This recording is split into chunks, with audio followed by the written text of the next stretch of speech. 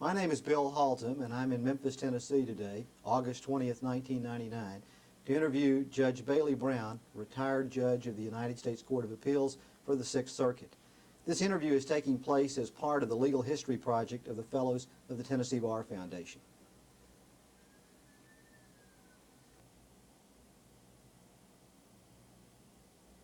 Good morning, Judge Brown. Good morning. We're delighted you're here today because it gives us a chance to talk to you about your remarkable career as a lawyer and a U.S. District Judge and a United States Appellate Judge. We want to start by talking about your background. I know you're a native Memphian. How old are you, Judge Brown?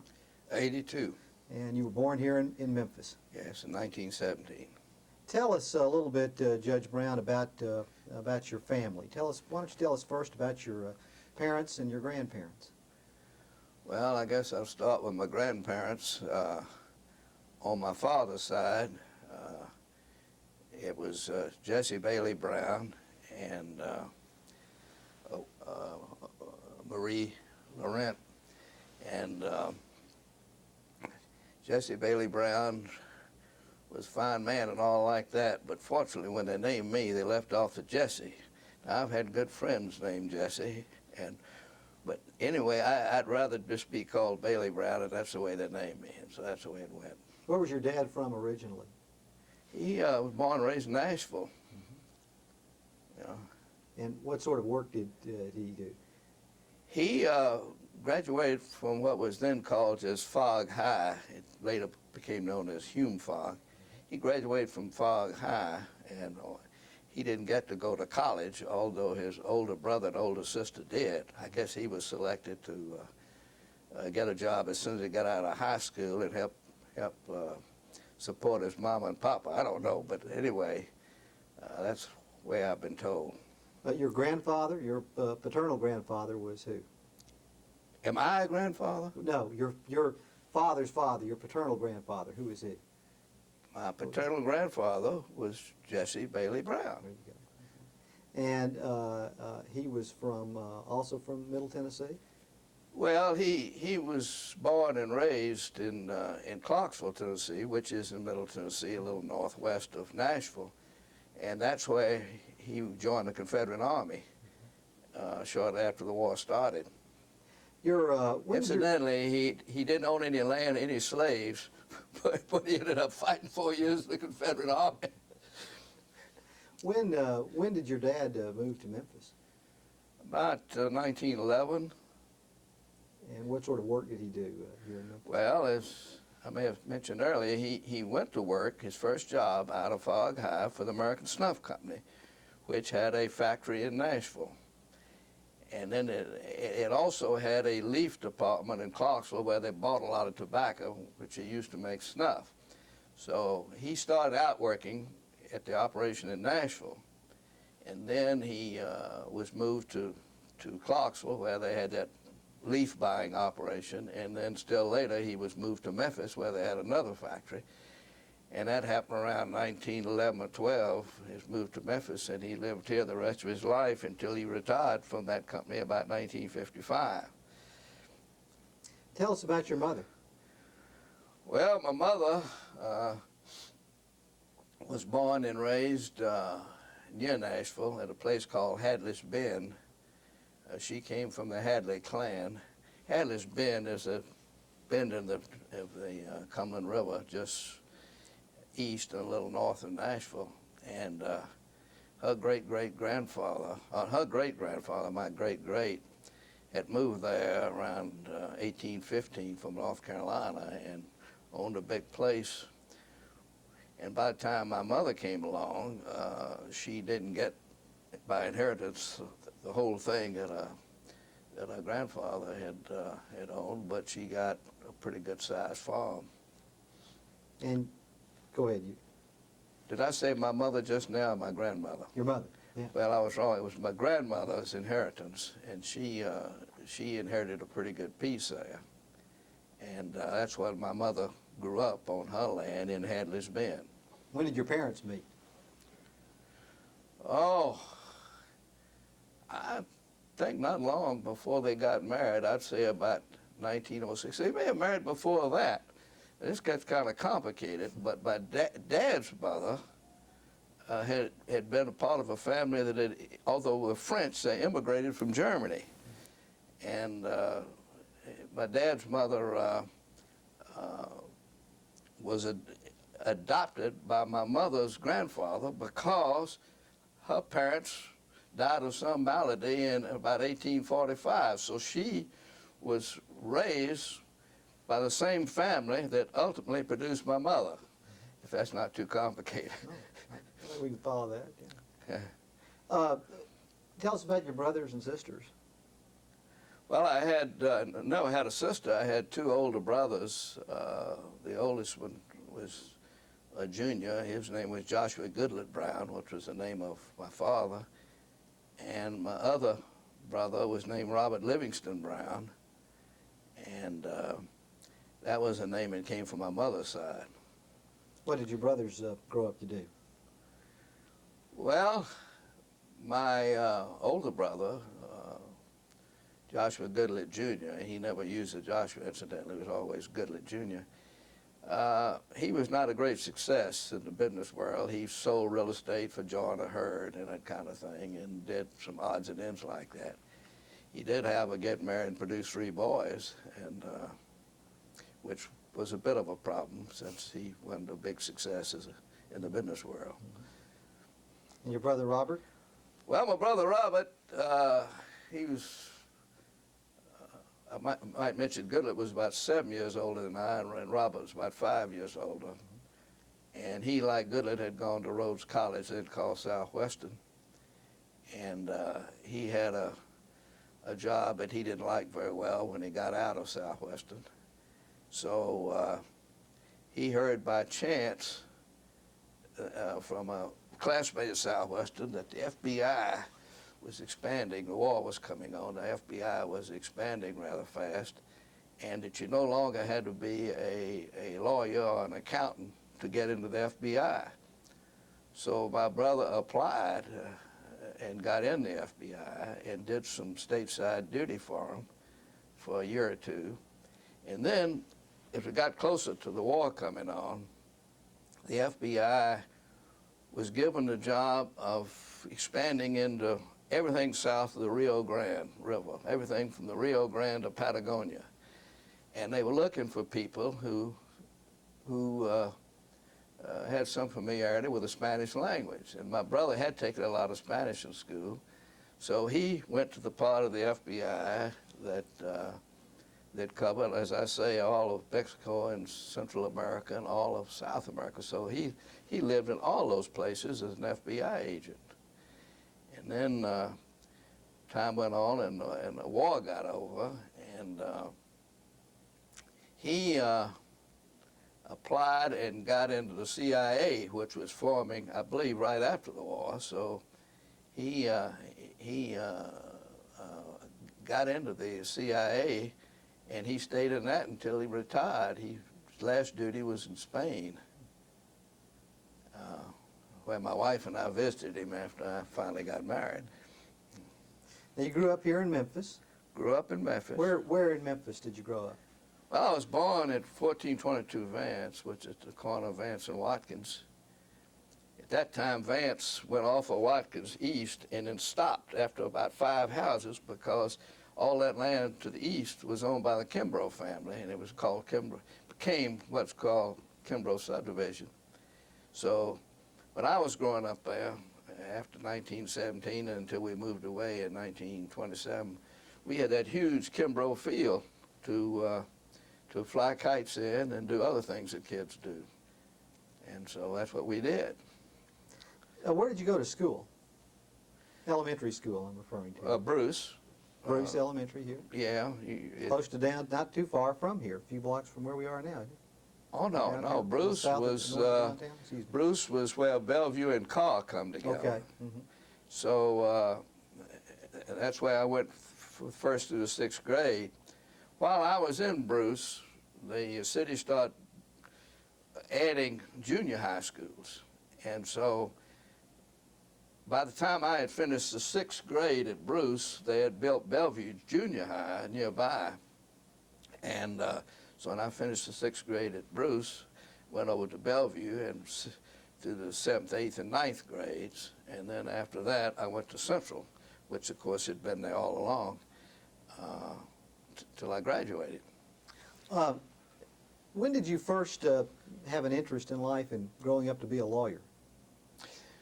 Well, I'll tell you my father's theory on that, and it's kind of funny. It may be true. Anyway, my father and mother used to play bridge a lot with a couple people named Ramsey. And Mr. Ramsey was a Ramsey of Gartley Ramsey Hospital. It was a private hospital over on Jackson, no longer in existence. And so she, as I say, they were good friends. And they had a prominent lawyer here in town. I won't mention his name, but he had a drinking problem. And Gartley Ramsey would do a lot of work with people that had a drinking problem to help them get straightened out. They'd come and check in the hospital, and they would work on them. And so this prominent lawyer, it's been so long ago, I wouldn't mind mentioning his name, but I can't even think of his name now. But anyway, that's not important. He had a big fancy house in the state out where the airport is now, and he had a swimming pool, which is not uncommon now, but was quite uncommon back in the late 20s. And so I say my family, including me, through our connection with the Ramseys, got invited when this big lawyer would turn over the swimming pool to us to all go out there and enjoy the swimming pool, which, let's say, were not too many of them around then. So I did. And my father said, after we had done this, I said, well, Daddy, what does this man do for a living? It's got such a great estate. She said, well, he's a lawyer. I said, well, I think that's what I want to be. Now, that may or may not be valid, but that's what I've always been told. How old were you when? About 8. Mm-hmm. Mm-hmm. I just learned to swim. Was he the first lawyer you had ever met? Oh, yeah. None in your family? Well, I'm not sure I even met this particular lawyer, because when we all went out there to use that pool, I'm not sure he'd even show up. In fact, I don't think he did. I don't think I met him. But I did find out that the way he made all this money, that he could have this kind of estate, was practicing law. So, like I say, that's what I said I wanted to be. I've been told by a close friend of yours that who grew up with you, Jim Manier, that you were an avid reader as a boy. And tell us what sort of things you like to read. Oh, well, I was reasonably avid, but I don't think I was above average in that respect. I appreciate Jim's compliment, though. But I remember there was back in those days, there were books and series, and little bitty kids read Thornton W. Burgess's books about animals. You know, he made animals talk. And you had these animal characters like Fatty Coon, a Little Joe Otter, all these animals. And the stories were about these animals and how the writer says they lived. And but later on, after I got a little older, I started reading, Tom Swift, the Rover Boys, and all like that, which older brothers had read, and therefore they were available in my house. Jim told me something too I thought was interesting. He said that one of the things he remembered from his childhood with you is that you and your brothers called your dad by his last name. Well, your dad Brown. Well, I guess we did, at least part of the time. He didn't particularly want to be called Joshua, which was his first name. And we couldn't actually very well call him Goodlet. You don't address your father by, you call him Daddy. But we called him Brown, and frequently, that's true. He didn't seem to mind it at all. Was that something you'd heard friends call him, or is just something? Oh, my older brothers. Okay. Yeah. You followed suit. Right. Now, this lawyer with the swimming pool, when you told me you first learned about a lawyer with a swimming pool, beyond that, in life. When did you next begin to pursue the dream of being a lawyer? Well, then, considerably after that, when I was in high school, began to think about what you might want to be, and I knew I would not be an engineer because although I was okay in math, I was not all that good, and I just figured, I guess, that of the things that were possible, I would like to do, and so that's when I decided I would go to law school. I understand when you were at Central, you were very active in oratorical contests. Oh yeah. Tell us about that. Well, he had a teacher at Central, a woman named Imelda Stanton, and I was in her course she was giving that at Central, and they had a contest citywide, at least for the public high schools,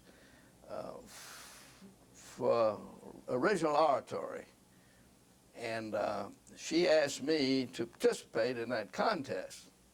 So I agreed to do it, and we had a book in our house which had a collection of pieces about very well-known philosophers, and I had read that book, so I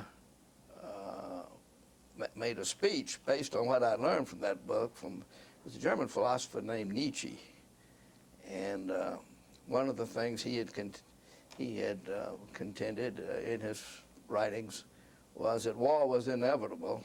There's nothing a nation can do to avoid it. So the thing to do was to get ready for it, even though you hated to do it.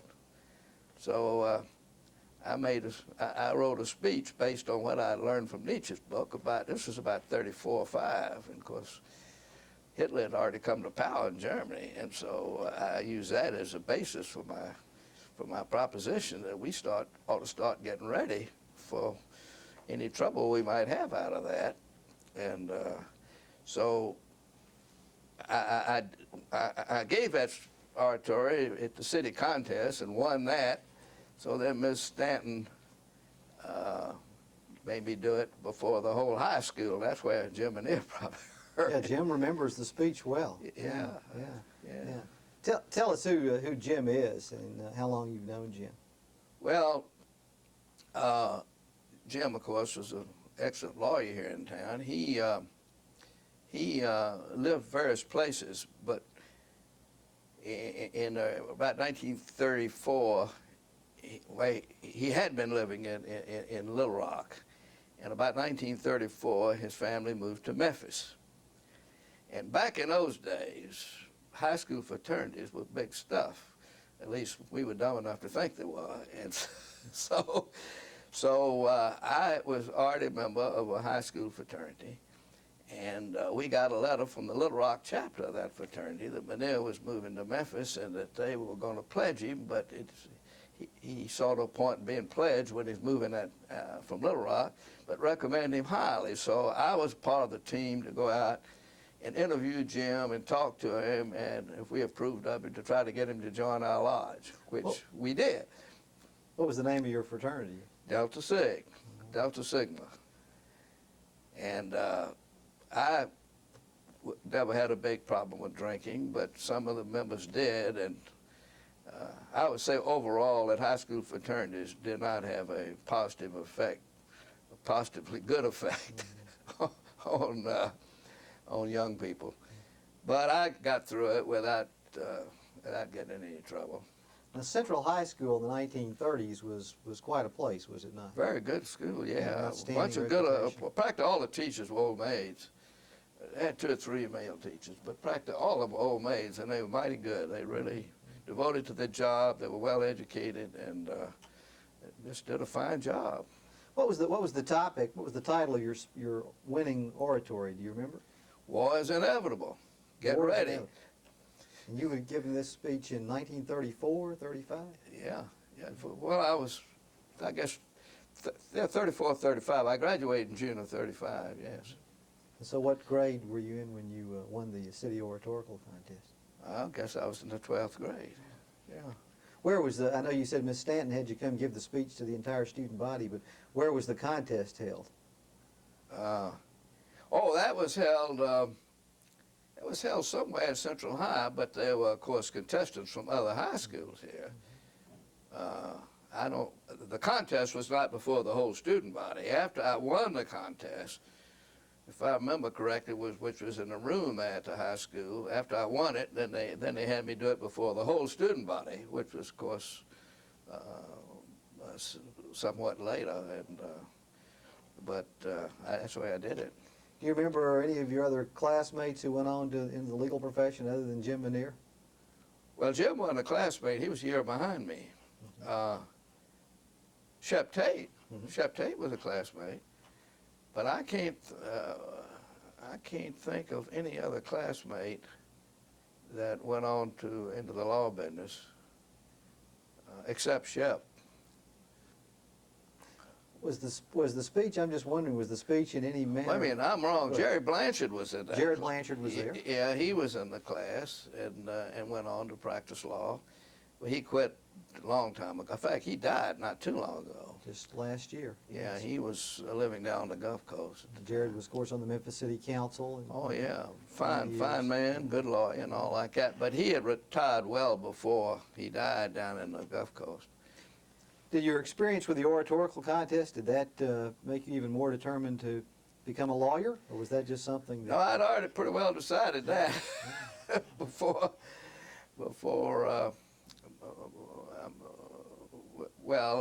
I won the contest. And when you say you decided that, had you mapped out kind of a plan on what you wanted to pursue and how you wanted to go about achieving this dream? You mean like go to law school, Where I'd go to law school? Well, of course, by the time I got to 12th grade, I had to decide if I was going to college, where I would go to college. And of course, it would be pre-law. And I had a near neighbor who, well, actually two old maid sisters who taught high school here in Memphis. I think they taught at what we call Humes High in North Memphis. That's where Elvis went to high school. That's right. That's right. Anyway, one of these ladies, in talking to me, asked me where I was planning to go to college, and I said, well, I didn't know yet. I didn't know. My two older brothers had gone to Southwestern, and although I had great respect for Southwestern, now called Rhodes, I wanted to go somewhere different. For more than one reason, but in any event, I told this old maid school teacher that I did not know where I was going to go yet, and she gave me I guess it's a periodical called Harper's, which had an article in there called "In Order of the Eminence," discussing the big, well-known national colleges, and in that piece was a piece that included the University of Michigan, both college and law. And it didn't rate it at the very top, but rated it, fifth or sixth, so very, very high, very, very high. So I checked on that and found out that my tuition at the University of Michigan would be about, as an out-of-state student, would be about $65 a semester, if you can believe that. But of course, we were in a depression then. So I applied to and got into Michigan and went there. Actually, it turned out going there 4 years. My original plan was to do what the university called combined curriculum. I would go there 3 years, take a prescribed course for those 3 years, and if I maintained at least a B average, then I could go on to the law school there my 4th year. And if I successfully got through my 4th year, which is the first year of law school, if I succeeded in that, then I would get my AB degree. And then I would go on and finish law school there 2 more years. And if I did that successfully, I would get my LLB. So that was my original plan. But after I'd got well into Michigan, I decided I wanted to go ahead and graduate because I wasn't that sure I wanted to go to the University of Michigan Law School, and most law schools you had to have a degree before you could go start. And although I had great respect for the Michigan Law School, still do, I decided to go ahead and graduate from Michigan and then look at the whole picture. And that's when I decided to go to Harvard. One of the reasons I decided to do that, because if I stayed at Michigan for my 4th year or first year law school, I might be tempted to keep on acting somewhat like I did as an undergraduate, and you can't do that at a good law school. You got to spend all your time studying. So anyway, I went ahead and graduated from Michigan, applied, got admitted to the Harvard Law School, and that's where I went. I want to talk about Harvard. I noticed you're wearing a tie today. What's that tie you're wearing today? That's a Harvard tie. I've got 2 or 3 of these, but I have some Michigan ties I wear too. Well, before we talk about the Crimson, let's talk about the Wolverines for a few minutes here. Oh, great scoop. First of all, was it unusual in the 1930s for a Memphian to in your high school class at Central to go away to college? Well, yeah, quite a few of them were going to Yale at the time. Yeah. Albert Rickey, was a lawyer here for a long time. He went to Yale College and Yale Law School. Jared Blanchard went to Yale. Jerry went to, he went there to undergraduate, but then I think Jerry got caught in the war and didn't go to law school after he got out, and then he went to the University of Missouri. He was originally from Missouri, and I think he got into Missouri Law School as a intrastate person. Mm-hmm. But did any of your other classmates at Central go to Michigan? No, not that I know of. Nobody went there.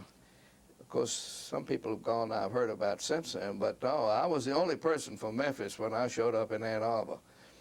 Tell us about your experiences as an undergraduate at Ann Arbor. Well, it was an interesting place to go, although it's a state university, and there were more people from Michigan there than any other one state. There were people there from all over. We had a lot of people from New York State there, both New York City and some of the other towns in New York. So you got an opportunity to meet people from all over the country. And of course, they had some black students, not a lot, but they had some black students there in the University of Michigan.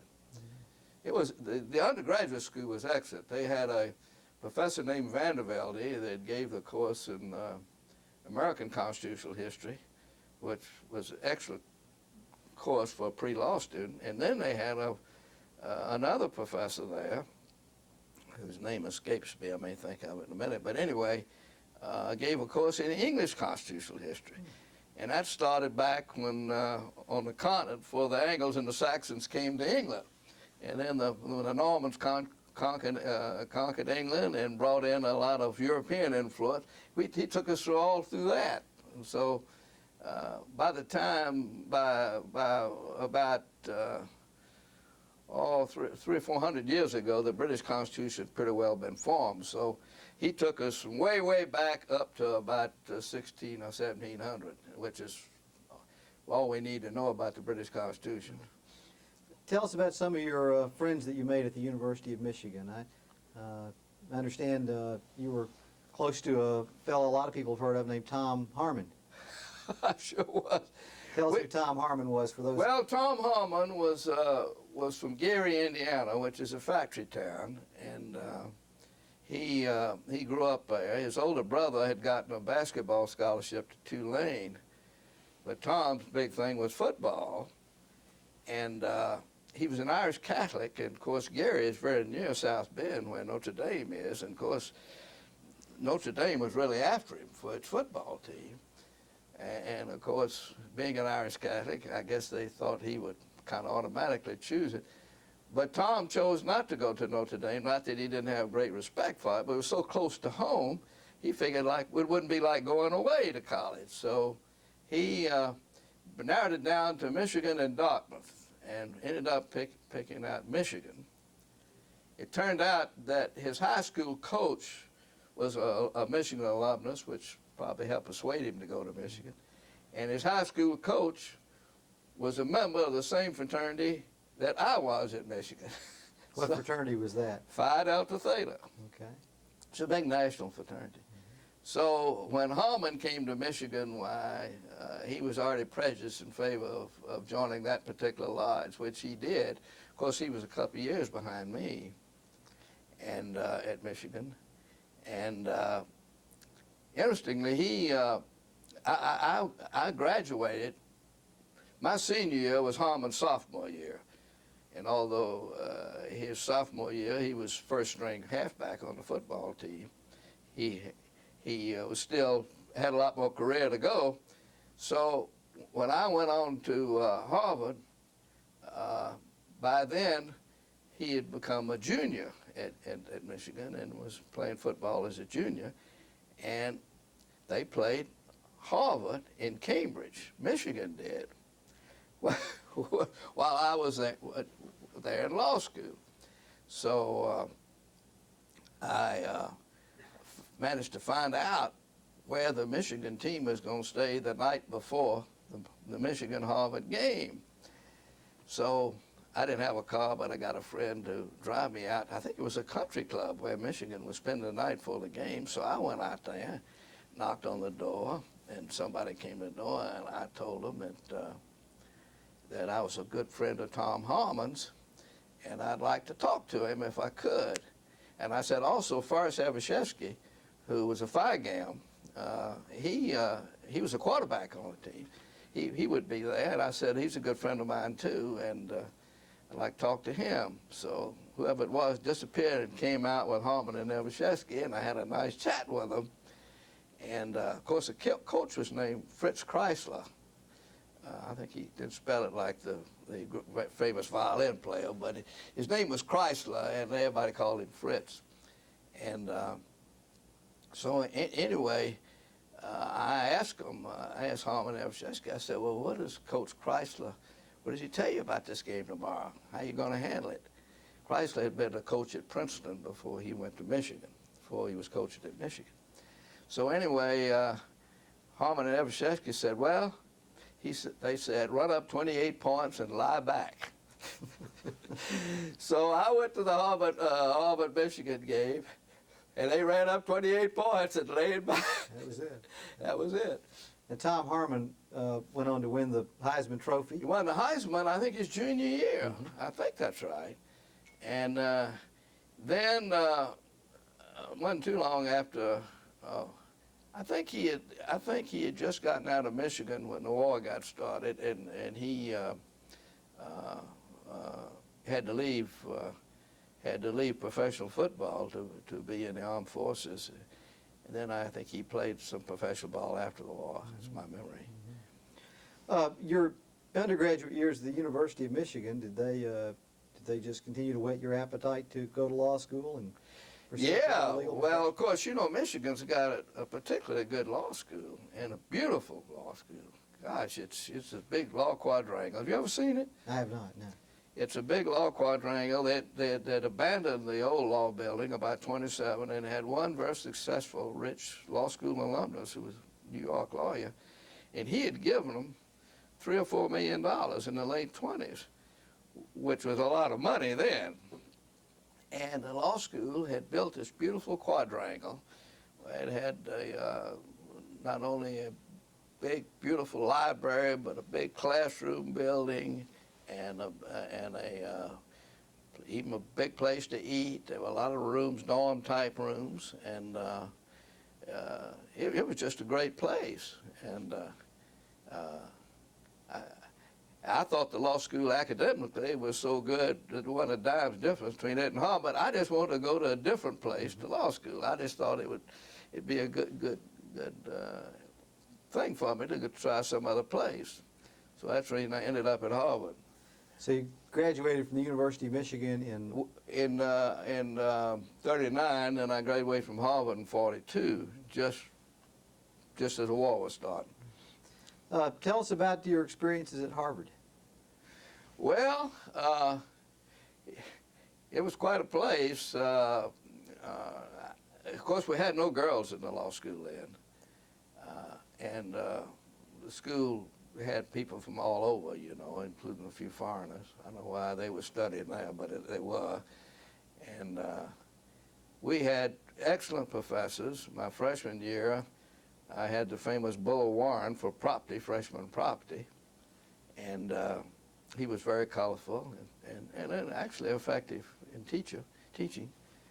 And then I had Lon Fuller, who was actually a professor at the Duke Law School, but he was a visiting professor at the Harvard Law School teaching contracts.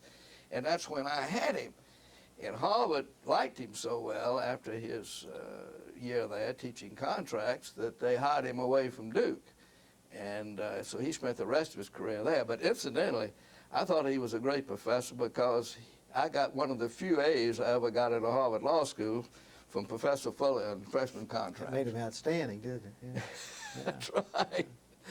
Who were some of your other professors at Harvard that you recall? Well, other professors, I'm trying to think of the name.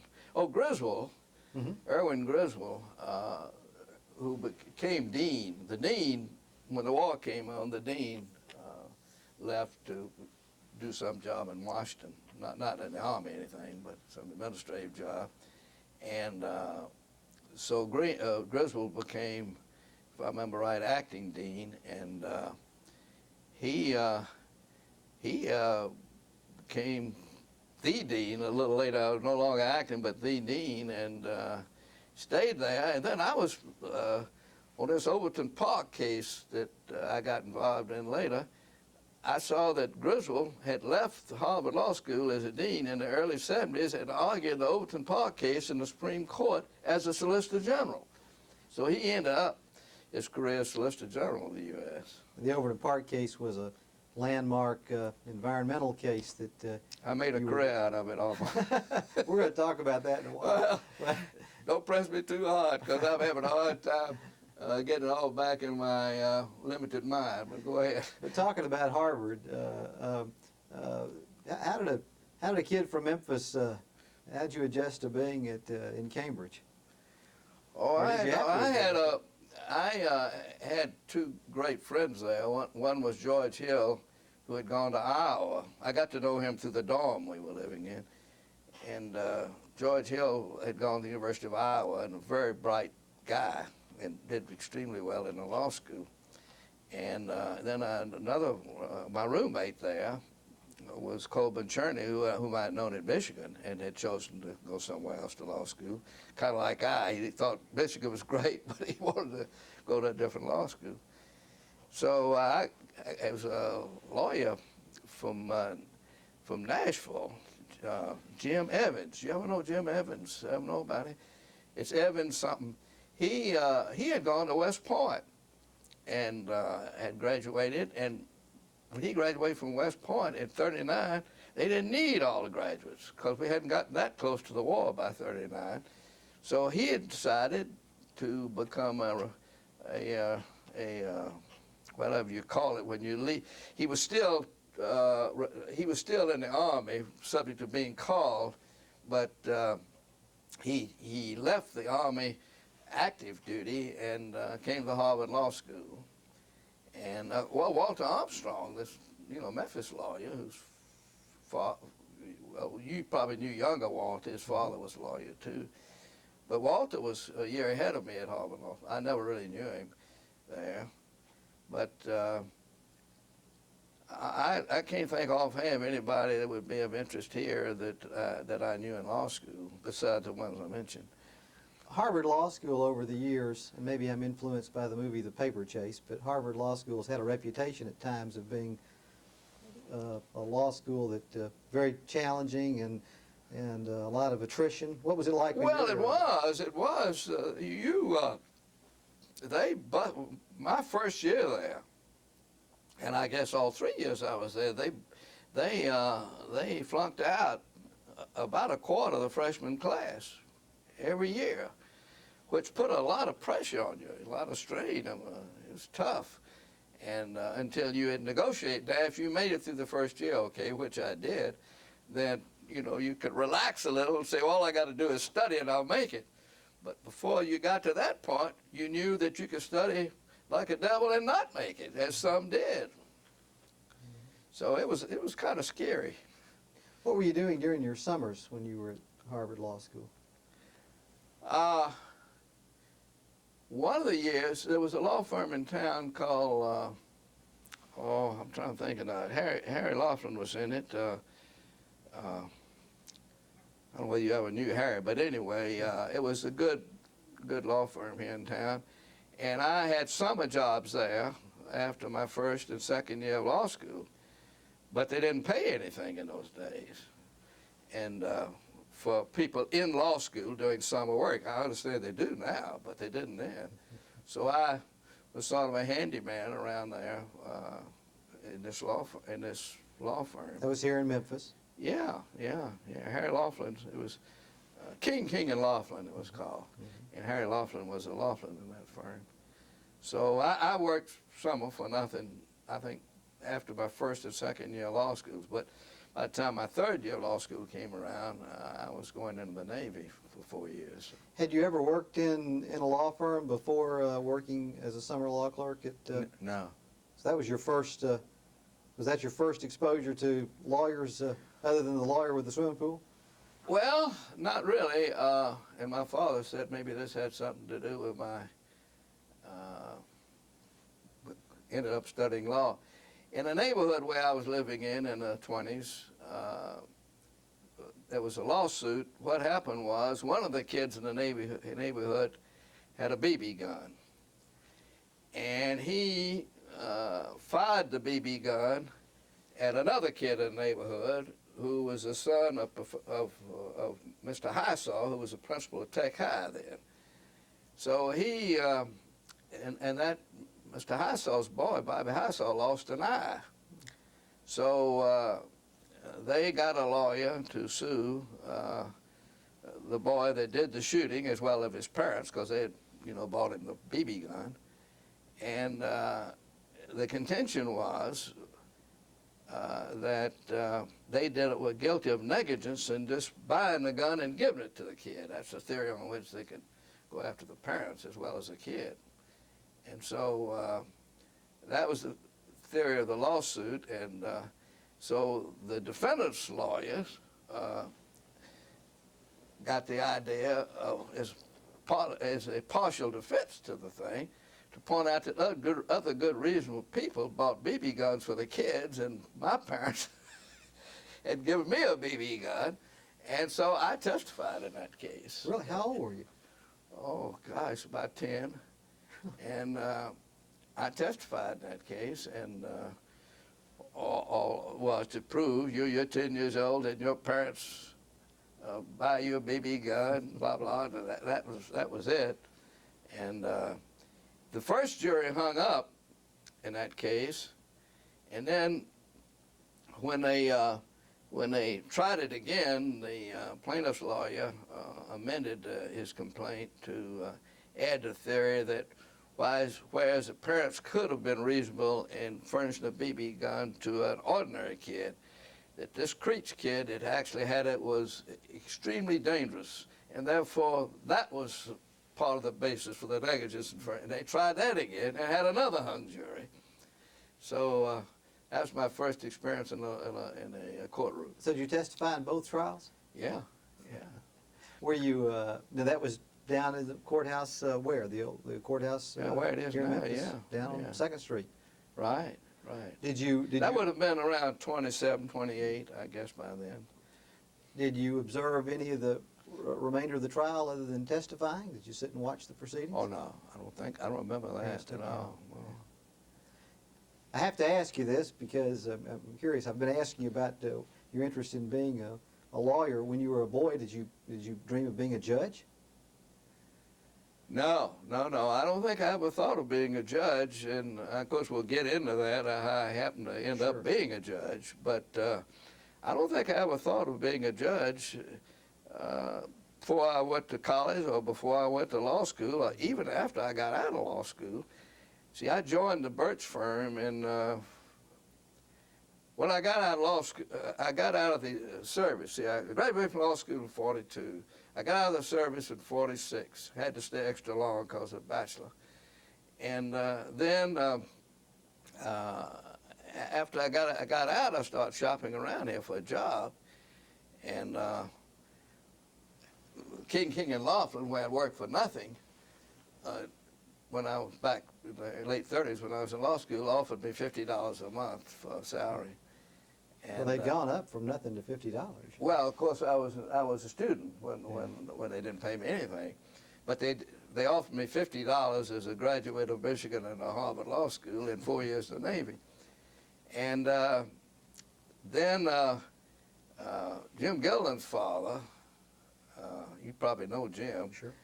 His father offered not to pay me anything, but I could use their law books, use their library table as a place to be my headquarters, and I would be expected to run errands for his law firm, for which they would pay me nothing because I get to use their books and so forth, and would learn from being there.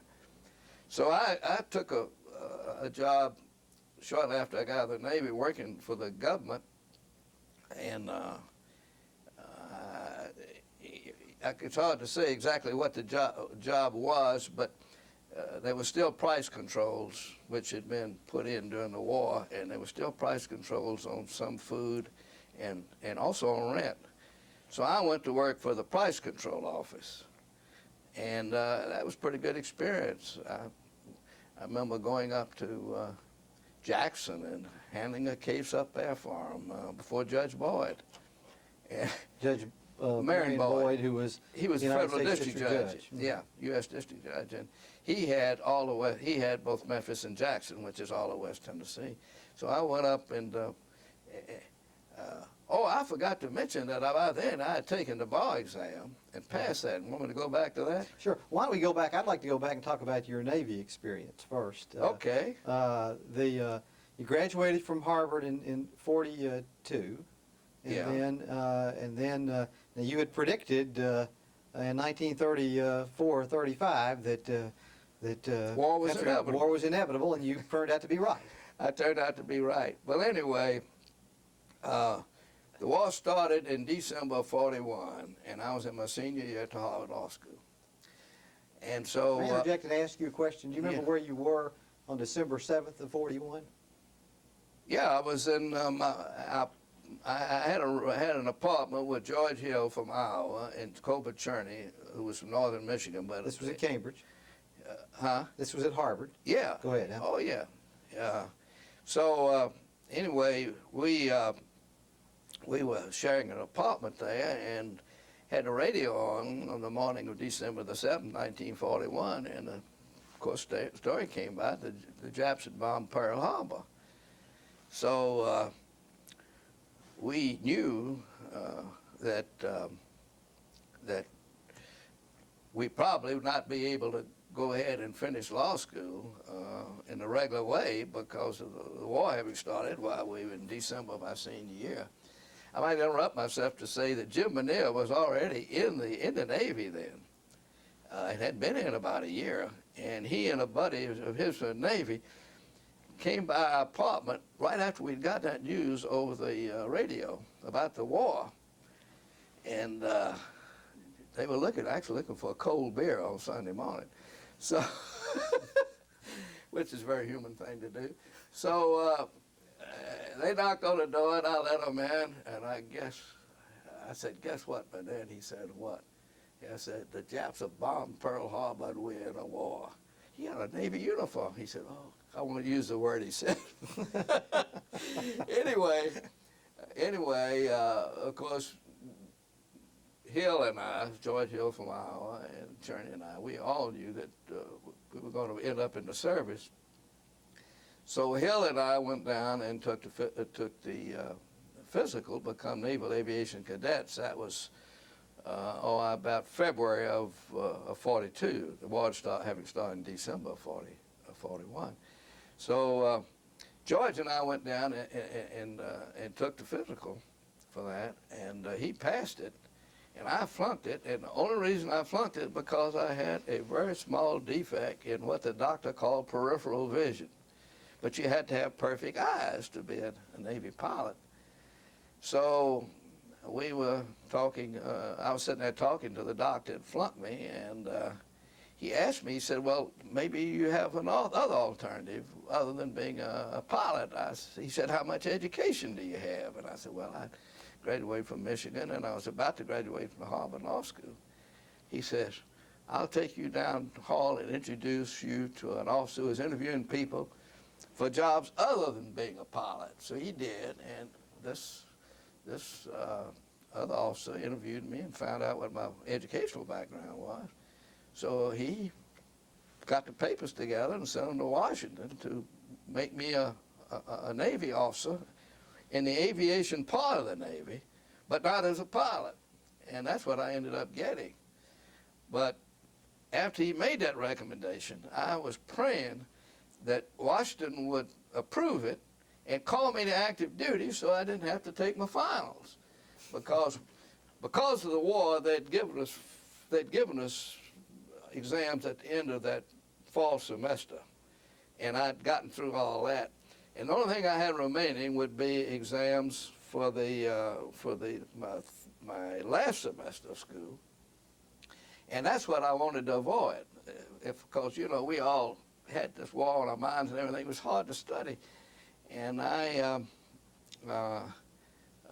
was just hoping that the Navy would call me to active, not only approve my commission in Washington, but call me to active duty before I had to take the final exams of my last semester. But unfortunately, the Navy didn't call me, and I did pass those exams, and then I was called to indoctrination training late June or early July of '42. So I went to Fort Schuyler up on Long Island Sound and went through indoctrination about 6 weeks, and then got a lousy first job in the Navy. It sent me down to Jacksonville at a school that was training enlisted men, that is to say not college types, to be aviation machinists, maids, metalsmiths and all that. Just a sort of an administrative job down there. And I was bored by that job terribly. Fortunately, my friend George Hill had become a pilot, did some final training down there as an aviator, so we got together down there.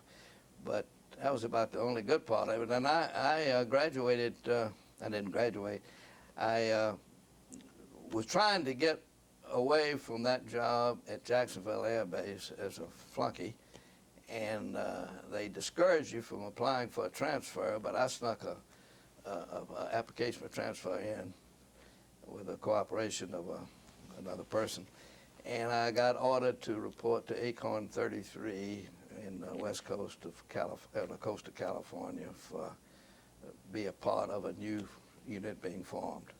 And tell us about that unit.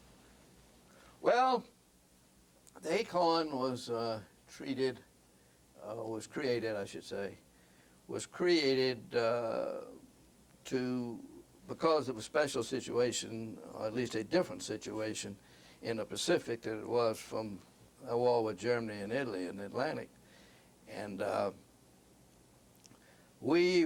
job was going to be to go out and set up a Navy air base on American islands that the Japs had not taken yet, or to set up a air base on an island which the Japs had taken but had been run off the island, so to speak. So that's what an Acorn was. We put ourselves together in the west coast of California there, and went by ship out to Pearl Harbor, and we were there about 6 weeks gathering additional equipment and getting some new officers and new enlisted men to add to our outfit, and took off. We learned that our ultimate mission must be to go to Guam. See, Guam was an American island, which we had gotten out of the Spanish War, and we'd had Guams. U.S. had Guam since about 1898, but shortly after Pearl Harbor, the Japs, who already had Saipan and Tinian islands near Guam, they already had those before the war started. They'd got them the Japs had joined the Allied side at the tail end of World War I. And I think as sort of a reward for that, the Japs got Saipan and Tinian, which had been German islands, to be Japanese islands. So shortly after Pearl Harbor, and after they bombed us in Pearl Harbor, the Japs, who already had Saipan and Tinian from World War I, went in and without any trouble taking Guam, which was an island nearby that we'd gotten in the Spanish War. So our mission was to be to ultimately to go to Guam and set up an American air base there on Guam after the Japs had been run off the island.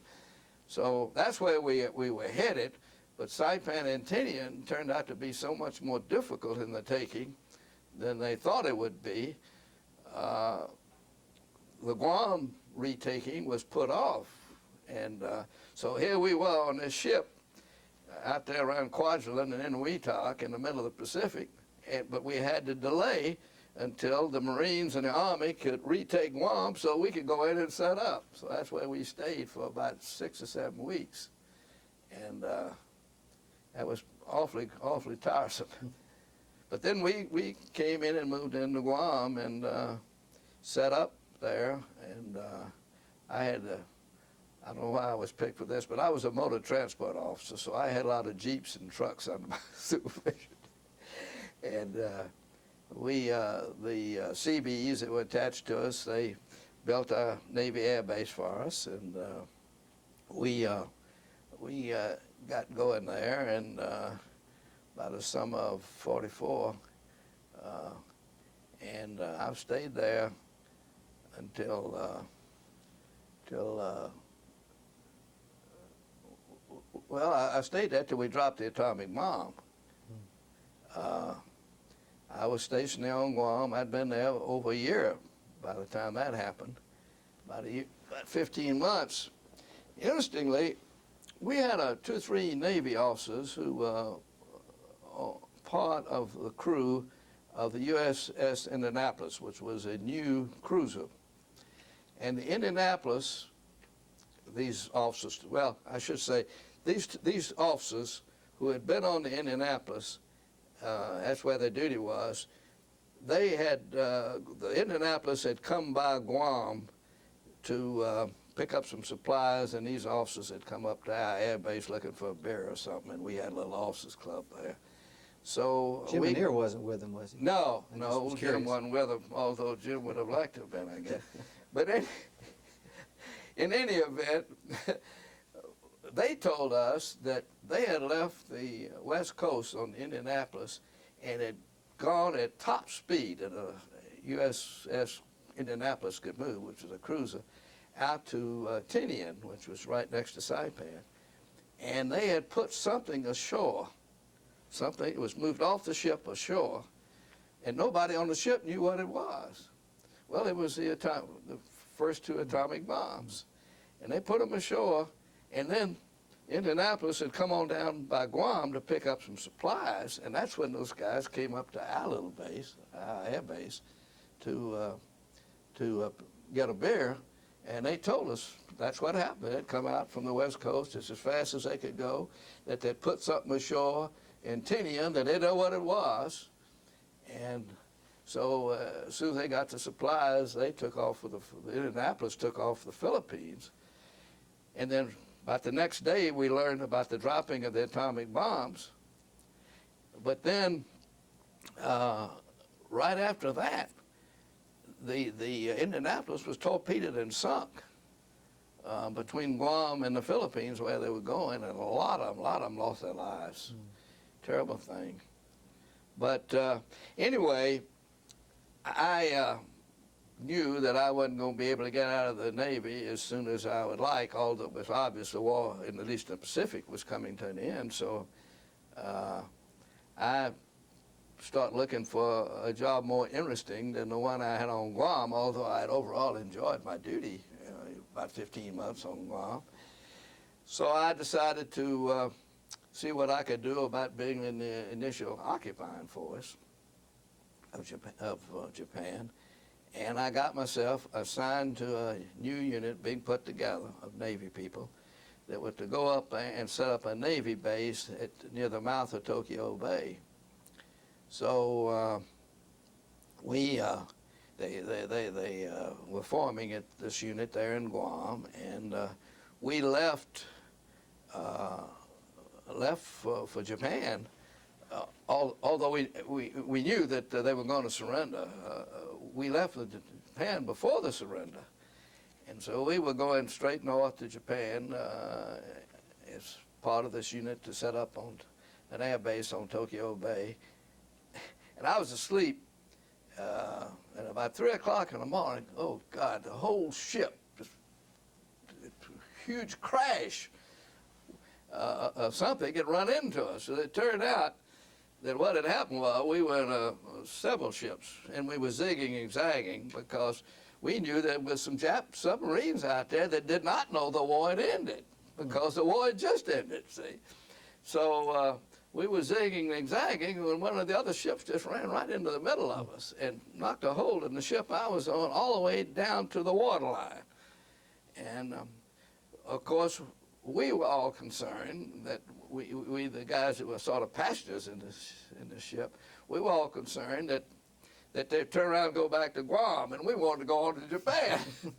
So there were some Seabees aboard that ship who said, well, you've got some stuff here aboard that we can go and put some plates over that'll kind of patch up that hole in your side, because Seabees want to go to Japan too. So that's what happened. They patched up the side, and we kept on with the convoy. So we sailed into Tokyo Bay, and this Japanese Navy air base, which we were taking over, was right close to the mouth of the bay. So we just ran our LST with all this equipment we had up on a concrete runway, so to speak. It wasn't a runway, it's where you come out of the water up on the beach.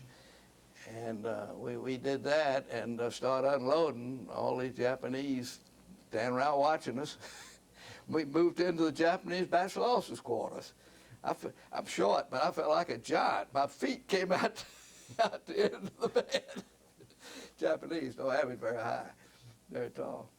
So I was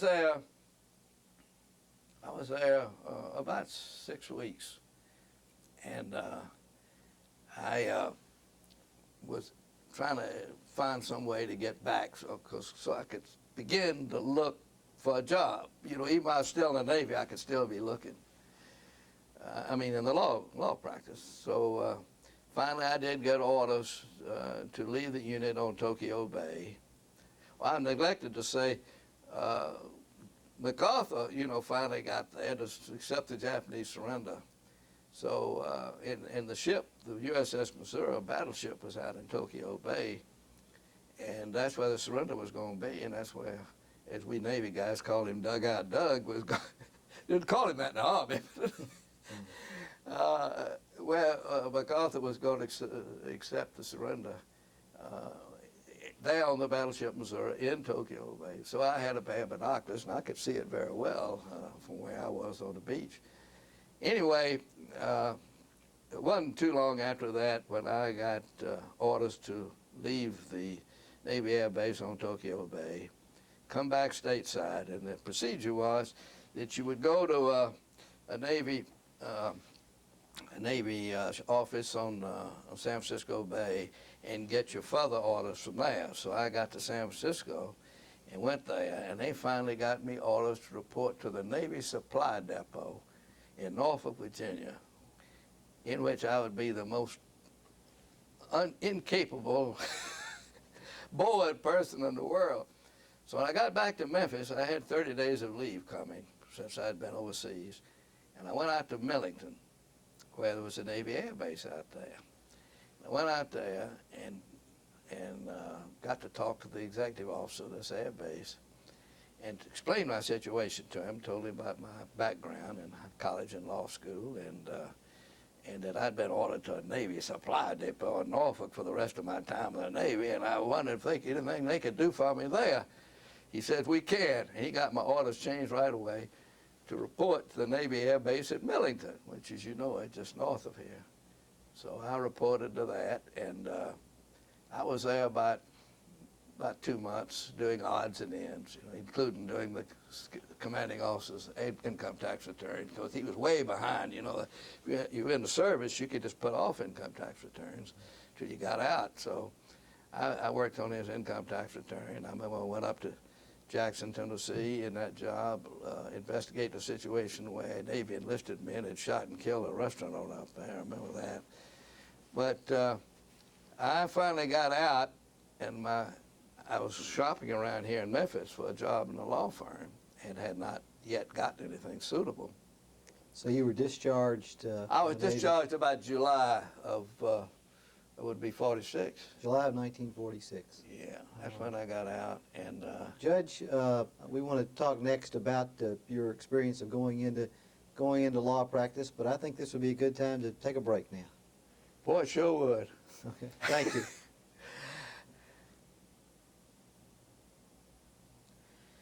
Judge, you've told us that you ended your naval career really right back here at home in Millington, and then you started your search for your first job in your legal career. Right. As I think I may have mentioned a few minutes ago that I did talk to King and Laughlin, where I'd done summer work for nothing when I was in law school, and their offer was $50 a month. And I told you about talking to Jim Gilliland's father and what his offer was, I believe. And I just wasn't getting very far and getting a job that I could live on, even living with my parents for my local law firm. So I took a job working for the federal government in enforcing the law that was inapplicable to the price of food and rent. And I got over into court occasionally, both in the district court before Judge Boyd here and before Judge Boyd up in Jackson when he was holding court up there. Well, anyway, I knew that this couldn't be a permanent job in any event, and so I ran into Bob Taylor. He was a local lawyer. I think at one time he was a chancellor, may have been on the Tennessee Supreme Court for a while. He's Pete Taylor's older brother, the writer. You may have heard of Peter Taylor, the writer. It was Peter's older brother. I ran to old Bob, who was a friend of my older brother, and he said, I just walked back from the courthouse with Lucius Birch, and he said he's looking for a young lawyer. I said, he did? He said, yes, he did. So I called up over there and made an appointment to come over and talk to Birch. And I did talk to him, and he learned a little bit about my background from the bull session there. And then he took me in and introduced me to John Porter, who was a trial lawyer at the firm. It was Birch, Porter, and Johnson by then. And it took me in, and I talked to John Porter for a little bit. And then I went back to Birch's office, and they offered me $150 a month, which is by far the best offer I'd gotten in the private sector. So I decided to take that, and I did, and I went there, and Would this have been in 1946? it would have been about September of 46. Yes, sir. Yeah. And I went there, and not to jump ahead, but I stayed there until 61 when I went in judiciary. But when I got there, they would represent the Equitable Life, and Equitable's making a lot of farm loans in Kentucky, Boot Heel, Missouri, West Tennessee, Arkansas, North Mississippi, North Alabama. They're making all these farm loans. And what you have to do, of course, if you're the lawyer involved in that is in the Memphis office, was to examine the abstracts of the proposed borrower and determine what needed to be done so that when the proposed buyer got his money, he would be able to give the electable a first lien on that land. And so we had a tremendous amount of that kind of work to do. Old Jesse Johnson had been doing it, and of course he was anxious to get rid of it, and so I got it. And He was the Johnson of Birch Porter and Yeah, Johnson. that's Okay. the one, yeah. Mhm. And so I took it over from Jesse, and I did a lot of that, and it was terribly boring, but at least was in a private law firm. At least I was getting $150 a month. And so as time went on, though, I tried to move as much as I could off to other and younger lawyers that were coming with the firm, one of which was Manea. And he did some of it. He didn't like it either. I don't think Jim stayed with us but about 3 years, and then he went on and formed a new firm with his Jimmy Winchester, and then Jim went on to other things after that. But anyway, as time went on, I was able to gradually get rid of that particular kind of work, and I was doing a good deal of trial work both in the state court and the federal court. You asked me earlier whether I could tell you about an interesting case that I handled in court, and this is more humorous than it is anything else. But I had a great friend who was a black gentleman who was the husband of the black woman who had worked for my family from 1917 till up to the middle 50s. And his name was Brown, too, by coincidence. His name was Lance Brown, and my daddy had gotten Lance a job with American Snuff Company factory out in North Memphis. And Lance was driving to his work out there at this place, and he had an accident with an old lawyer here, intersection accident. And the old lawyer sued Lance. Lance told me that he had the right of way. I forget whether it was a traffic light or what, but anyway, Lance said he had the right of way, and so the old lawyer sued Lance in General Sessions Court. I went down there. Lance didn't have any insurance. I went down there and defended him, and I forget the name of the General Sessions judge, but I forget. I think his name was Bacon, and he had been sheriff prior to this. Anyway, the judge said after he had heard the proof, there were only two witnesses, my man Lance and this old lawyer that he'd had an accident with. He said, well, I've known Mr. So-and-so, that's a lawyer, a long time, and I know he wouldn't tell a lie about this. So I'm going to fine for him and enter a judgment against Lance. It wasn't a lot of money. So I was crestfallen that my friend Lance was stuck with this judgment on that basis. So I went back and I talked to old John Porter. I hadn't been with the Birch firm very long, and I told John what had happened. He says, appeal it to the circuit court, which I did. And John said, and also asked for a jury. So I did. And so I tried it to a jury, and down there in Adams Court, Judge Adams Court. He had Division I of the Circuit Court, only 4. And I tried it before him, and Adams let it go to the jury. And I think I mentioned I'd cross-filed for Lance for his damage. And the jury came in with a verdict against the lawyer who had gotten a judgment in General Sessions and in Lance's favor for his damage. Well, I tell you, I was the happiest lawyer that ever lived, and Lance, from then on, any place that he could find to make me happy, like taking me rabbit hunting or whatever, he'd do it. But what was the amount of the judgment? Do you remember? It wasn't much, $65. Lance had an old car. Not the same as tuition to the University of Michigan. Well, that's right. That's right. Yeah. That's right. You mentioned Mr. Porter, that you talked with Mr. Porter about what to do in this case. Was Mr. Porter one of your mentors? Oh, very much so. When I got back from that experience in General Sessions Court, as I said, I told Porter about how the General Sessions judge had handled it, and I told you what he told me, which is what I did, which is to appeal it and ask for a jury, and I did that, and it worked. Who were your other mentors at Birch Porter? Or even Well, outside Birch Porter? Lucius Birch. Lucius was a very good trial lawyer, too. He didn't do as much of that as John did, but he was very good at it. Jesse Johnson was strictly a office lawyer, and we represented the Illinois Central Railroad. We had our territory from Cairo, Illinois to New Orleans, and we didn't actually defend cases against the railroad, but we were in sort of supervisory capacity with the country lawyers who did. Now here in Memphis, Evans, and Creason were their local lawyers. And of course they were a fine law firm. We didn't have to do much with anything that they were defending. But we did have some lawyers out in the boondocks who we would have to kind of supervise in their job of defending the railroad.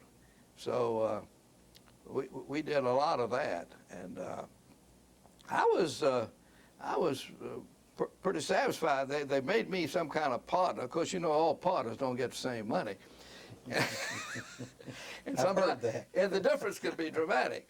But I did become a partner without my name in the firm until about 55 or 56, and then they stuck my name in there about 57 or 58. Your I don't name? think my name, but I don't think I got any raise. So it became Birch, Porter, Johnson, and Brown. Mm-hmm. Birch, Porter, Johnson, and Brown. I was Ann Brown. So that's what I was. And then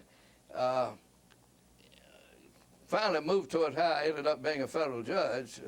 You want to go that way? I want to talk about that, but I want to go back a little bit, Okay. if you don't mind. I don't. You got, because I think it will lead us in this direction, but you came to Birch, Porter, and Johnson in '46. Yeah. You got politically, you got involved in local politics In Kefauver's campaign. fairly early. That would have been what? That was 48. 1948. Yeah, This is Estes. Senator Estes Kefauver. Right. He had been a congressman from the district over there around Chattanooga, and he decided to run for the Senate in '48. And of course, Mr. Crump was still alive. And Mr. Crump, for those that outside of Memphis might know, was Boss Crump. Tell us a little bit about Boss Crump. Well, Boss Crump had been boss for quite a long time. I The think political boss of Memphis. Right, right. He had actually been involved in politics, and of course his degree of power as a boss didn't start from the beginning. It's sort of increased over time. I think he started about 1915, and so by the time we're talking about, he had been a boss or a quasi-boss for a long time, and he was picking all the judges here, but he was picking actually good people. Truth of the matter was, I remember Lucius Birch said one time, although Birch had been in politics and on the other side from Crump. Birch said, well, one thing you have to say, this was after Mr. Crump was dead now. And he wasn't, Mr. Crump, of course, obviously had nothing to do with the judges after he was dead. But Birch said, you know, looking back on it, I think we had better judges around here when the Crump organization was picking them than we get now through free elections. And he may have been right. But anyway, where was I? Well, we were talking about the '48 campaign with Senator Kefauver, yeah. And, Kefauver got into, he was a congressman from Chattanooga, and he decided to run for the Senate, and I forget whose spot he was running for. It wasn't McKellar, because McKellar stayed in a while after that. But anyway, Kefauver was in the race, and he got a good deal of support from people over here in Memphis like Birch and Edmund Orgel, who was the head of the Orgel Brothers Company. And Mr. Orgel went on to be mayor of Memphis. Later, yeah, he became mayor, and several other. Bill Barr was one of them. He was a successful businessman here in town, W.M. Barr and Company. And so they were supporting Kefauver in the battle with whomever. Crump had made the mistake of picking a not very strong candidate for the spot. So Boss Crump was not supporting Congressman Kefauver. Oh, no. Okay. No. He had another candidate in that race, and Birch and the people that were associated with Birch in it were supporting Kefauver. And so I got involved in that campaign, you know, making street corner speeches and, you know, really heavy stuff like that. And so that's the first time I'd ever gotten involved in politics in my life. And that was in '48, and Kefauver won. Well, just to interject here, I mean, you were part of the Young Turks that were taking on the Crump machine, were you not? Right, yeah. I wasn't the only one, obviously. Yeah, well, Birch was a relatively young Turk then. You know, he was in his middle 40s, maybe late 40s. Anyway, Kefauver won, and then a little time went on. Albert Gore had been in Congress for some time, starting about 1940. And he got elected to Congress, as I say, about then. And then in '52, he ran against old Senator McKellar for the Senate. That was the other Senate seat from Tennessee. Of course, you're referring to Albert Gore Sr., Oh, Senior, yes, Albert Senior. the father of the vice president. Right. And he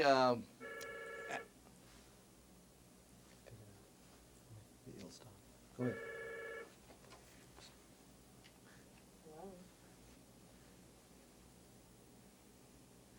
well, where was I?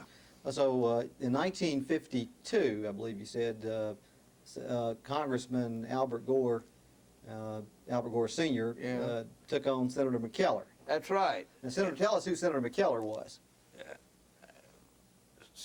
What'd you say? Tell us who Senator McKellar was. Well, Senator McKellar had been in the Senate for years. I think he was elected to the Senate for the first time about 1916. And he was still in the Senate, running for re-election in '52. I had heard on pretty good authority that Mr. Crump had tried to talk him out of running again because he was getting his dotage, you know. How old was he in 1952? Oh, in his late 70s, early 80s. He was at least as old as I am. That put him in his 80s. In any event, he insisted on running, and so Albert Gore ran against him. And in '52, I did not get into that at all, although I thought Gore should win, because Judson McKellar, who was the senator's nephew, was a great friend of mine, and so I didn't get involved in that. And Gore won, and of course Gore came up for re-election 6 years later in '58, and initially Gore didn't even have an opponent in the Democratic primary, which in those days was it. If you won the Democratic primary, you won. But he didn't have an opponent there at the beginning and well into what would be the race. But he finally got an opponent late in the game. There were 4 people in the Democratic primary for the governor's job, and that kind of got all the politicians involved one way or the other in that governor's race, the Democratic primary. So when Gore finally got an opponent in '58 for the Senate, and his opponent was a fellow that had been governor of Tennessee back in the late '30s, and he had a well-known name in town. He entered the race against Gore. It was late in the game, in late June or early July, which is pretty late in the game because the primary is in early August. So I got a call from Bill Barr, who was a businessman who had been involved in Kefauver's '48 campaign.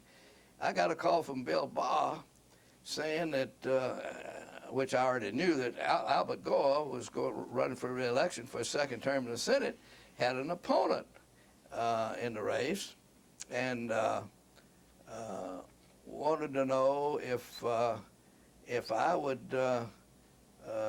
be Albert's campaign manager for that in the Democratic primary. And I said, well, I've never done anything like that before. I said, can't you get somebody with more experience or some experience? He said, nope, everybody's tied up in the governor's thing between, well, whoever was in the governor's race. So I said, well, okay, I'll do it. So I became Albert Gore's campaign manager. We, and I can't think of the name of the man that was running against him, but the man did have a good deal of name recognition because he had been governor before the war. So anyway, I ran Gore's campaign in '58, and he got the Democratic nomination in the primary, and then went on to be reelected for 6 more years. Well, then in '61, after Kennedy was elected as Democrat, as president, I got, I should say before that, we only had one federal district judge for all of West Tennessee, you know, Memphis and Jackson. That was Judge Boyd, who Marion you Boyd, referred to yeah. earlier. Yeah, Marion Boyd. And Marion Boyd was a very hard-working judge, but he really had more than any one man could do. And as I said earlier in that little account I gave to you all, Eisenhower was president then, a Republican, and Millsap Fitzhugh, who was a prominent lawyer here, had been U.S. attorney for this district with an Eisenhower appointment. And Millsaps was doing what he could to get a second judgeship created, because he was almost sure that if there was such a job, that Eisenhower would appoint him. He was almost sure he would. But Boyd said privately to anybody that asked him, and maybe even publicly, we didn't need another judge, which kind of tended. We have a judge, right? Well, me, i.e. me. So he said we didn't need another judge. So that kept the anything from happening. In other words, it kept from happening the creation of a new judgeship, an additional judgeship. So. So the Eisenhower administration went out, and Kennedy was elected president. And shortly after he was elected president, they started another movement to get a second judge here. Had you worked in the Kennedy campaign in 1960? Yeah, not any big heavy stuff, but I'd been in and got my name in the paper, and I had made a few speeches and that kind of stuff. So anyway, I had never thought about being a judge at all, and Birch called me in his office and told me, he said, you know, my name was in the firm, I was a partner and all that. I wasn't getting as much as he and Porter, even Johnson, but anyway, I wasn't dissatisfied. But he said, would you by any chance be interested in being a federal judge? And I said, well, I never thought about it, being any kind of judge. He said, well, he says, you know, Jack Kennedy's president now, and says, I don't think you would have any problem with Marion Boyd of getting a second judge if it's somebody he approved of. So I said, well, I think Judge Boyd would probably approve of me, because when I was with the OPA, you know, handling that stuff before him. The price control office. Price control office. We'd gotten along okay. So when the word got out that I was being considered for it, Judge Boyd was interviewed by the newspaper people, and he said, oh, he thought I'd be an excellent appointment. And so I ended up being appointed district judge by President Kennedy. Why did you want to be a judge? Well, I had never thought about it in the sense of why had you been thinking all along you'd like to be a judge. But then after an opportunity came up and I found out the job paid pretty well as compared to what I was making in the law firm as a bachelor, you know, they held it against me because I was a bachelor. You don't need much money. But as a district judge, I'd make the same pay whether I was a bachelor or not. That's not the biggest thing, but that was all went Consideration. through. Consideration. So anyway, Birch, as I say, mentioned to him, and he thought we'd probably get a second judgeship here, and if I was interested, I ought to be thinking about it, and said, if you're interested, you want to get it started before somebody else who has some claim on a job jumps in and makes it harder for you to get it, which was good advice. So I decided to go for it, and so it became public that I was going for it. And I don't think anybody else ever made any effort to beat me out of it once I got into it, because they knew politically I was fine with both Kefauver and Gore, the two senators, and I had a pretty good reputation as a lawyer, including a good deal of trial experience. Not as much as some people, but I had enough to, do it. And so I didn't have any opponent for the job, and got appointed by Kennedy. It went through in August, that would be 61, yeah. So you went on the bench at that time? Yeah, in August of 61. And old Sadie Brown, the black woman who helped raise me, she and her husband were down there to see me sworn in. She was just crying like a baby. Where were you sworn in? Down in Judge Boyd's courtroom. See, at that time, the only federal courtroom was in the old post office building. Down here on Front Street? On Front Street, where Madison dead ends there, I guess, at the post office. And yeah, that's where the only federal courtroom was. And of course, that was Judge Boyd's courtroom. But in the meantime, Judge Martin, who was on the Court of Appeals from Memphis, Judge Martin was trying to help Judge Boyd because he had so much to do. Judge Martin was holding doing some of Judge Boyd's work in the grand jury room. So when I was being considered for the job, I was over in the old federal building and happened to peek in there in that grand jury room where Judge Martin was holding court. And he spied me, and he knew me slightly, and he knew that I was a hot candidate to be the first, second district judge. He motioned me to come in. So I came in there, and he had a jury in the box in this very small, relatively small room, because, as I say, it was a grand jury room. He got me in there and made me sit up on the bench with him. And he told all concerned, including the jury and the lawyers, blah, blah, that I was a hot candidate to be a first, second district judge, and he sure would be glad to see me because we needed another one, and the only reason he was there because although he's an appeals judge, anyway, I was mildly embarrassed by that, but wasn't too long after that when I was actually appointed and came in, and so we didn't have to bother Judge Martin anymore about it. And Judge Boyd gave me, see, we got two divisions, Eastern and Western, as you know, of this district. And Judge Boyd had been doing both. Well, he gave me the whole Eastern Division. That was based in Jackson? Jackson, all of Jackson. Mm-hmm. It covers a lot more ground, but not as many people as the Western Division. And so I took over the Eastern Division completely. And then in the Western Division, here in Memphis, which covers 4 or 5 counties, I took over. Boyd kept all the criminal stuff in the Western Division, and we divided the civil stuff in the Western Division half and half. So I had half the civil business here, none of the criminal business here. I had all the business in Jackson, civil and criminal.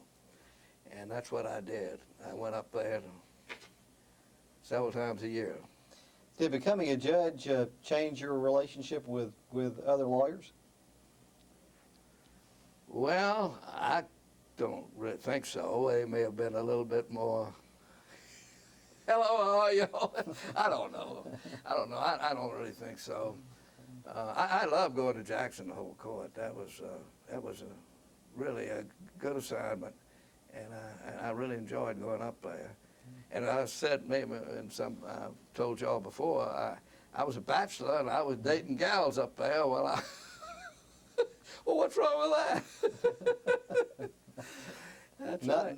Not a thing was wrong with it. That's right. So you were, how old were you when you went on the bench in 61? 44. 44. So Yeah. You're still a bachelor, and you. I'm still a bachelor. And you found. Up into that until I got to be a judge, I couldn't have afforded to get married. You know, that's the truth. But you found eligible young women in Madison County, huh? Oh yeah.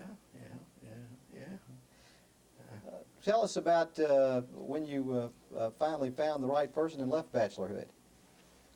Oh, well, when I was with the Birch firm, there was a young lady from East Tennessee, Kingsport, and she was married to a Kingsport guy who was entering dental school down here, and she had to work to help support him, her husband, in dental school. So she came down here with him and ended up looking for a job, among other places, the Birch firm, and she was hired as a secretary. And she was working for Jesse Johnson and me while her husband was here in law school, in dental school. So Her name was? her name is what my wife's name. Okay. Girl I turned out to be married to. Anyway, her husband flunked out of dental school, and I don't think he bothered to tell his wife, my present wife, that he had flunked out of dental school, but he had, and he had applied and got admitted to the law school in Knoxville. So they went up to Knoxville, and she found a job to help support them both in Knoxville while he was going to law school, and apparently he decided law wasn't a thing for him and quit the law school without telling her, but she had kept on working and supporting them both. He finally got a job. He finally decided to go to pharmacy school down in Atlanta, and so she went with him down there to go to pharmacy school, which he did all right in. He graduated and got a job in a big drugstore in Florida. I'm almost at the end of the story. So she went down there with him, you know, and got a job down near the place where her husband was a pharmacist. But now that he had this pharmacy training and was getting pretty good pay as a pharmacist, he got more honorary than he had ever gotten before. He had always been honorary. So his wife, my now wife, had kept up a contact with a woman who worked for the Birch firm, since they were both secretaries there. And she told me that Doris, my wife, was just getting treated awfully by this husband now that he had a job as a pharmacist.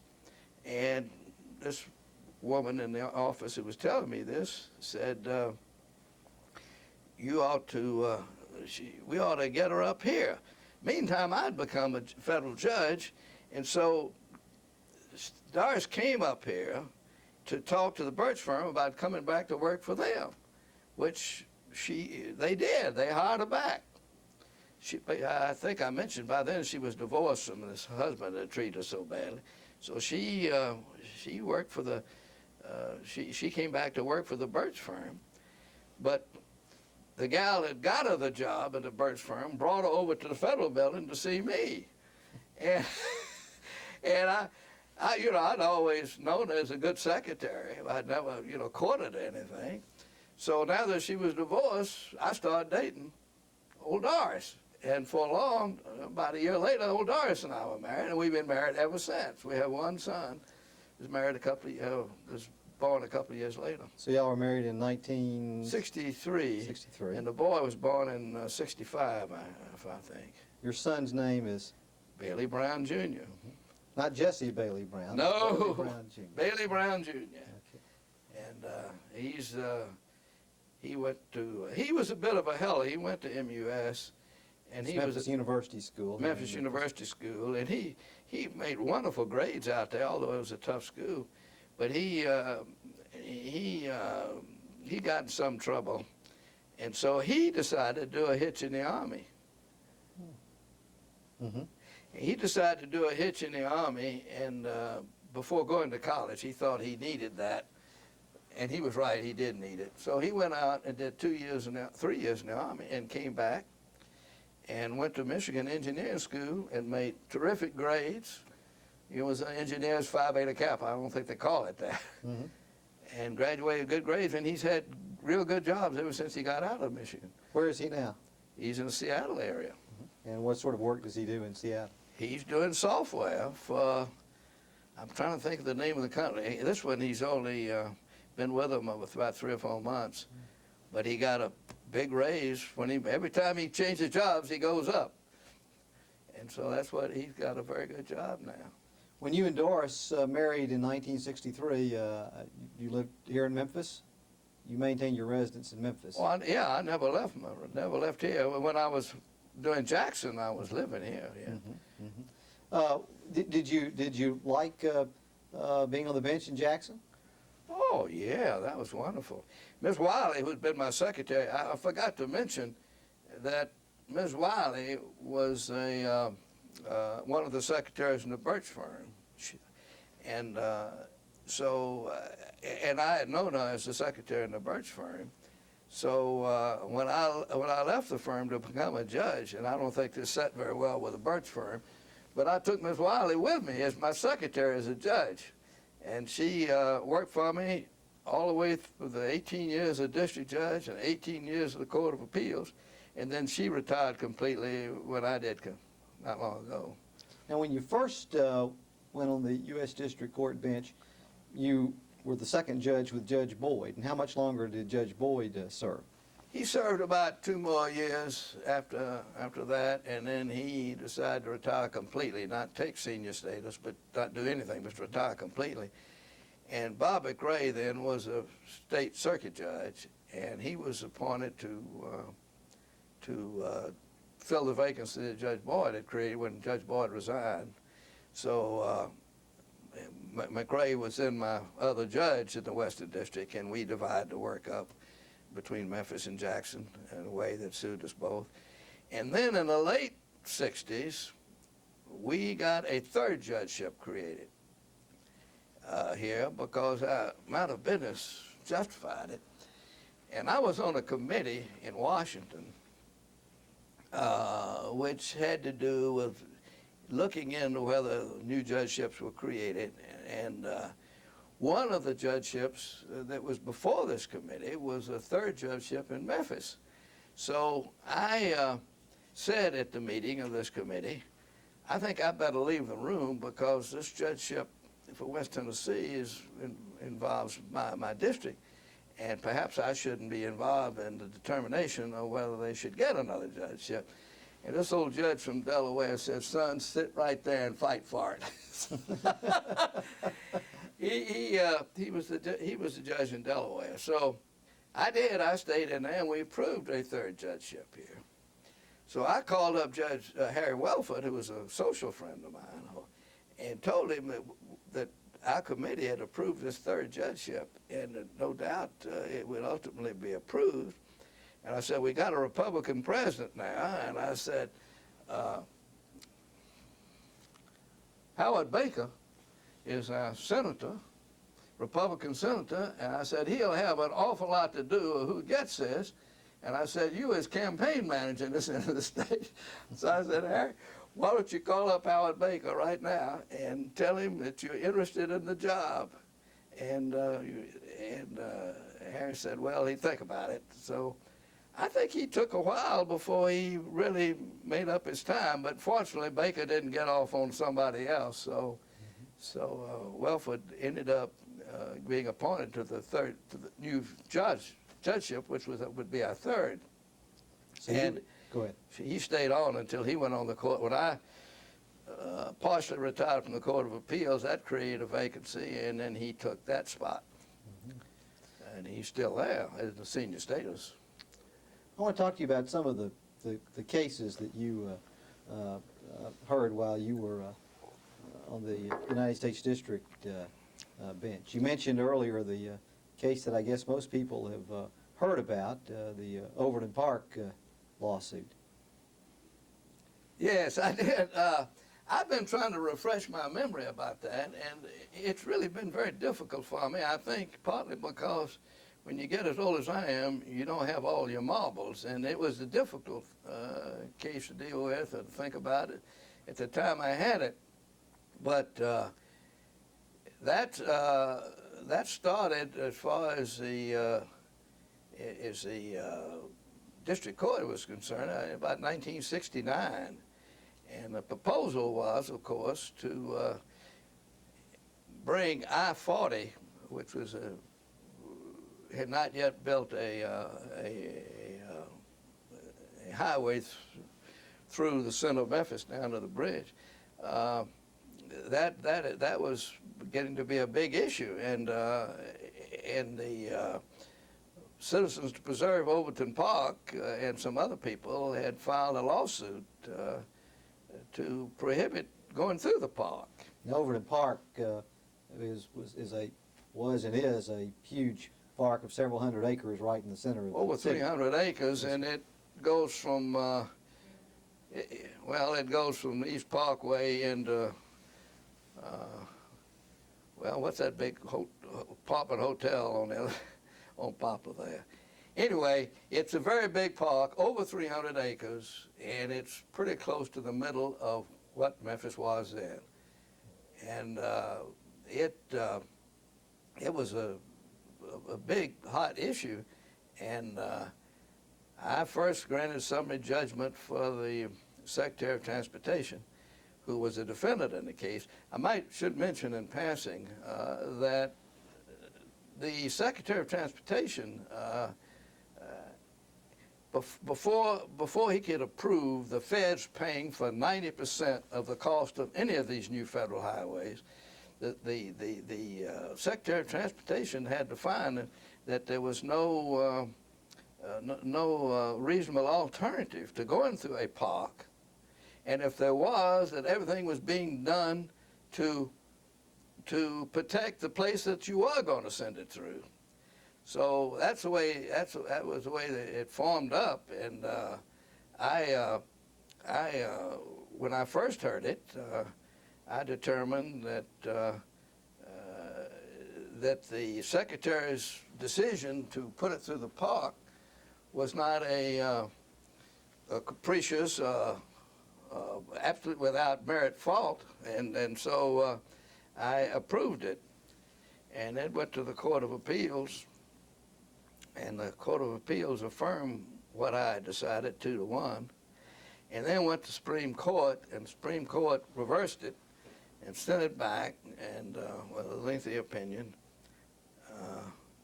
and in its opinion it said that it couldn't go through the park unless the Secretary had determined there was no feasible and prudent alternative to going through the park, and there should be a full, in-depth hearing to determine whether or not there was such a basis for putting it through the park. So it went on from there, and I had a very lengthy hearing to determine whether there was any feasible and prudent alternative, and I concluded at the end of that, believe it or not, that the Secretary, although I had the impression, and nobody had ever told me to the contrary, that he had never actually made such a decision, that there was no feasible and prudent alternative, and that you could put it somewhere else. So I sent it back to the Secretary to make that determination, which I held the law required, and which the Supreme Court had said the law required, and the Secretary, after looking into it, said he could not say that there was no feasible and prudent alternative. And so it came back to me, and I said, I held that if you're not going to let it go through the park, then you have to, on the basis that that it can't go to the park if there's a feasible alternative, you've got to find what the feasible alternative is in order to keep it from going through the park. So I went back to him, and he said, I can't say what a feasible alternative is. I can't make that determination. Can't say there's one. So then it went back to the Court of Appeals. The Court of Appeals for the second time, and the Court of Appeals held that although he has said that going through that you cannot say there's no feasible alternative for it's going through the park, he doesn't have to say what that feasible alternative would be. Am I making any sense at Yes, all? sir. Mhm. And so the result of that was that it never got to the park. Oddly enough, all this, everything depended on who was going to pay for it. In order to pass pass muster with the applicable federal law in this area, it couldn't go through the park unless there was no feasible alternative. But the way it ended up, nothing happened to it because the secretary never found. Although he said I cannot say there's no feasible alternative, he never found what the feasible alternative was. And the I'd said he had to say that. The Court of Appeals reversed me and said he doesn't have to say. So that's where it died, if this is making any sense. So the interstate never went through Overton Park. No, it didn't. But as I started to say a minute ago, actually, the only thing that this was all controlled was who was going to pay for it.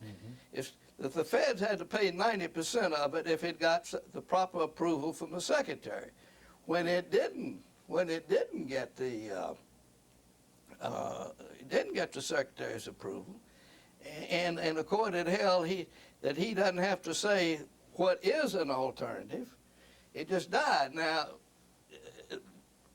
I don't understand why the state didn't go ahead if it wanted to do it. The Secretary of Transportation was the state secretary. Why the state didn't go ahead and do it if the state thought it was that much the right thing to do, but they never did. This case engendered a lot of publicity, I know, in Memphis. Lord. Well, Yeah. what was the impact on you personally of all this? I don't. I think most people that knew anything about it kind of felt sorry for me. It was, and I've thought about it, particularly since I got involved in what we are here today for, and it was by far the toughest case I ever had, and I got reversed by the Court of Appeals twice because when it went back the second time, as I said, the Court of Appeals reversed me and said that although although you cannot determine that there is a feasible and prudent alternative, you cannot use that unless you find there is one, or something to that effect. And I'm not sure what I'm saying now is making complete sense because it did get awfully confusing to me. And being 82 years old, I don't think as clearly as I think I used to. In the how does a district court judge feel when he gets reversed? Oh, well, you'd rather not be reversed, but a lot depends on the circumstances. I didn't get reversed very much. I was really lucky in that thing because so many cases they're questions of fact anyway, and the appellate court doesn't have that much review when you got an issue of fact involved. But of course, I went on to the Court of Appeals, for 18 years, and we talked about that. Let's talk about that. Tell us about your. When did you first realize you had an opportunity to move from the district court to the Court of Appeals? Well, Jimmy Carter was the president, and we had a vacancy on the Court of Appeals. And although I liked the job as a district judge, it occurred to me that at the age I had reached by then, it might be a good idea to get a quieter job and move on to the Court of Appeals if I could. And Jimmy Sasser was a senator, and Sasser recommended me, and but then I started having after Sasser recommended me. the issue came up about whether or not it came up about my membership in the University Club here in Memphis. And the University Club's a private club Private club. in Memphis. Yeah. First thing I heard about it, a senator from Montana, whose name escapes me, I'd sure recognize it if you told me. But anyway, he was a senator from Montana, and he said that he was opposing me because I belonged to the University Club. And I couldn't imagine why the senator of Montana would be too concerned about that. So I talked to a judge friend of mine from Montana, but who I think was chief judge of the Ninth Circuit. I said, why is this senator from Montana getting after me about my membership in the University Club? I said, we don't have any Negro members of the club, but I don't think we've ever had an application from a Negro person. And I said, why would he? And this judge who was from Montana said, well, it may be true that it won't particularly help him right in Montana to get a lot of publicity on this issue. It will help him raise money back east. That's what I was told. I don't know if it's true or not.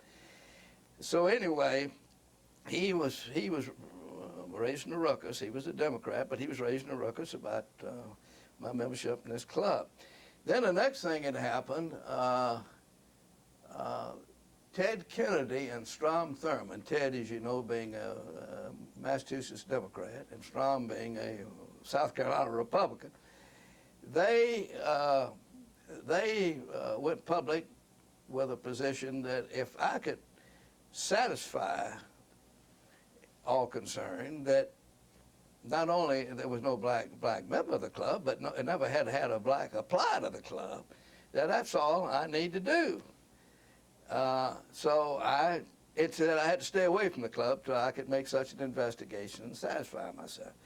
Well, it turned out after 6 weeks that we never had a black applicant to the club. So I wrote a joint letter to Thurmond and Kennedy that we never had a black applicant. Incidentally, I'm going to interrupt myself. We got 2 black members now, and I think they're the only 2 who've ever applied.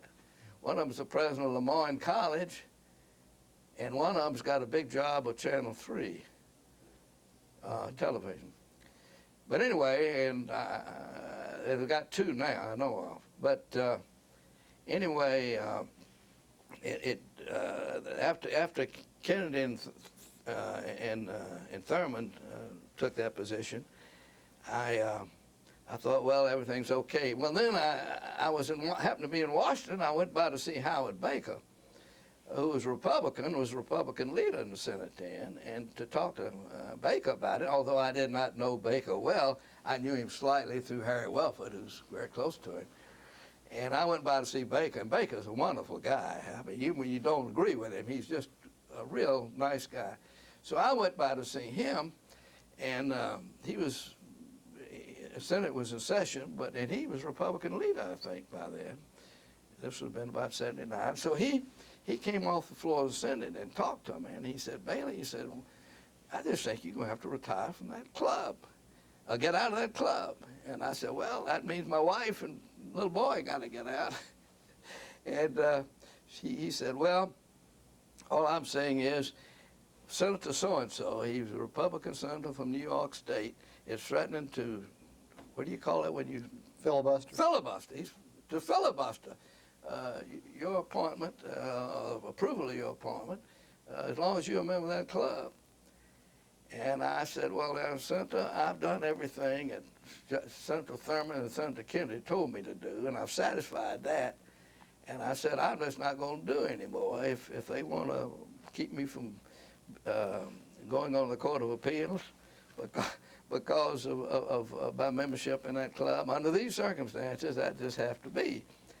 So Howard Baker said, okay, I'll see what I can do.